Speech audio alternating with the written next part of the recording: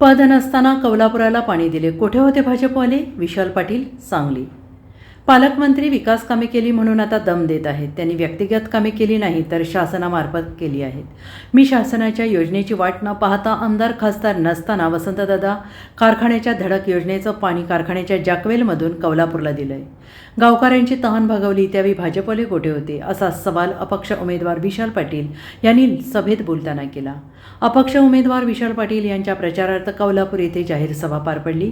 त्यावेळी ते बोलत होते. सभेला मिरज तालुका काँग्रेसचे अध्यक्ष अण्णासाहेब कोरे, युवकचे शहर जिल्हाध्यक्ष मनोज सरगर, कौलापूरचे माजी सरपंच विजय पाटील, प्रकाश माळी, माजी उपसरपंच प्रमोद पाटील, सौरव पाटील, काँग्रेसचे जिल्हा सरचिटणीस सदाशिव खाडे, वसंतदादा पाणीपुरवठा संस्थेचे अध्यक्ष सुशांत पाटील, माजी अध्यक्ष मोहन पाटील, विकास सोसायटीचे अध्यक्ष दादासाहेब गावडे, प्रवीण पाटील, शिवाजी पोळ, सुनंदा पाटील, गजानन सावंत आदी उपस्थित होते.